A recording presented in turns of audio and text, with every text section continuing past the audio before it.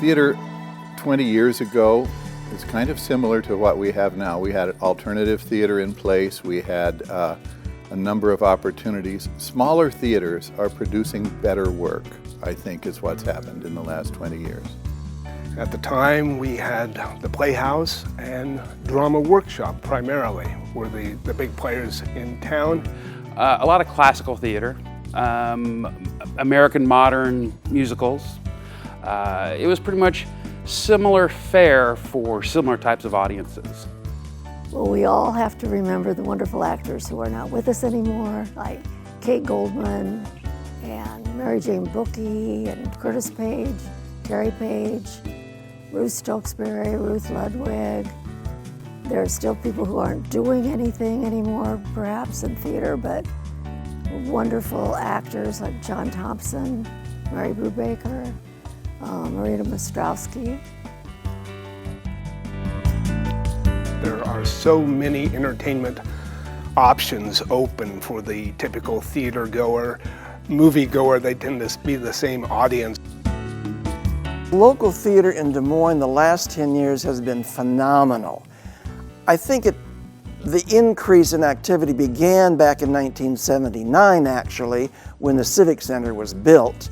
But after that, when we have Stage West, that began, and then a few years later, the Iowa Repertory Theater, and then most recently, the Des Moines Social Club, we get such a variety of plays as well as venues and things that we can see.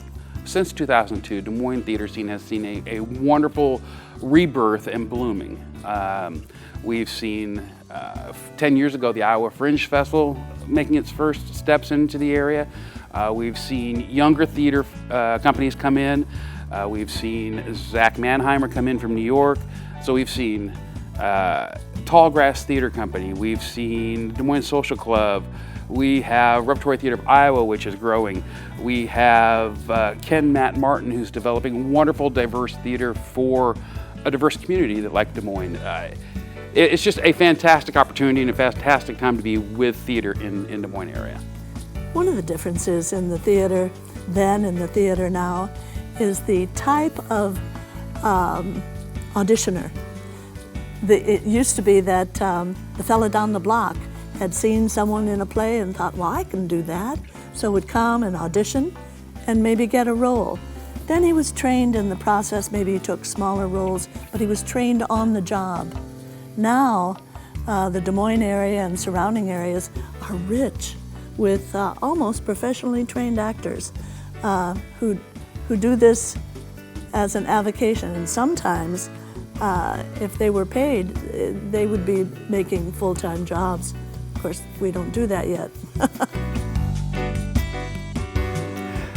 If I could take you back to 1969, I'm an 18-year-old freshman at Drake University, and there was a production of Marat Sade put on by the Drama Workshop. At that time was working out of a church up on Cottage Grove.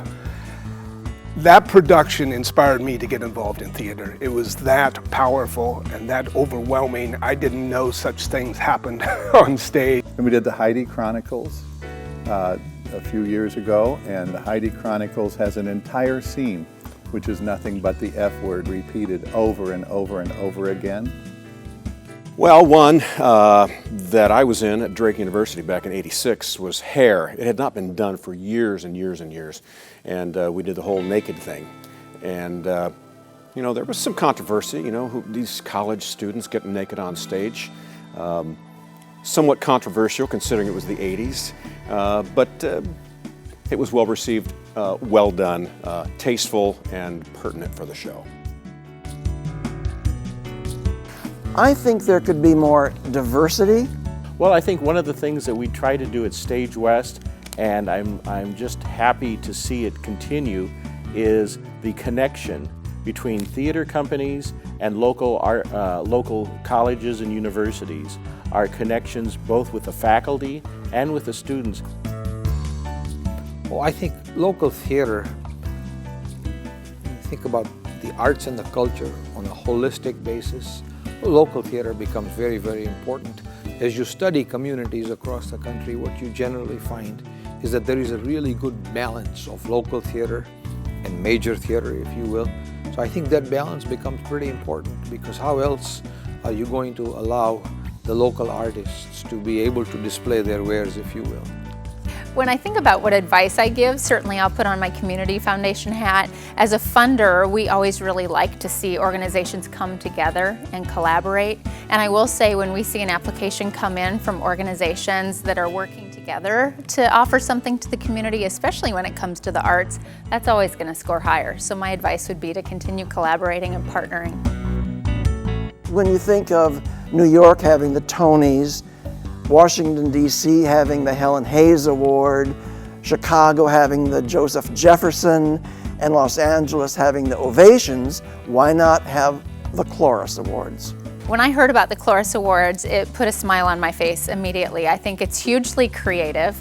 It's doing just what we need to do in the community, and that's lift up the things that are working well and take time to celebrate. We don't take enough time to celebrate the things that we're doing really well and the successes, so I'm really looking forward to this event. I've been around long enough that the Cloris Awards are a time that's been waiting to happen. It's been a concept that's been laying dormant in the cultural scene, and I think we had the right meeting of water, nurturing participants, and definitely the caliber of talent. Well, the Cloris Awards is an important step, and we need to recognize that people are doing extraordinary work. It needs to be independently judged, and we've set up a system to do that. Very important step, that people's work not only gets reviewed and recognized, but that the better work gets recognized via nominations and the actual awards. The risk with any award is that when you present an award, someone else is not getting an award. So I hope that people understand that the Cloris Awards are really an opportunity to highlight talent that is here in town and celebrate the entire community. I will say, as a judge, the decisions were very, very difficult. When we looked at all of the shows that we stacked up for the year, there was a lot of talent that is right here in Des Moines. So it's another opportunity to showcase that and to let people know that the scene is thriving and growing, and I hope the awards help accomplish the goals in the next few years.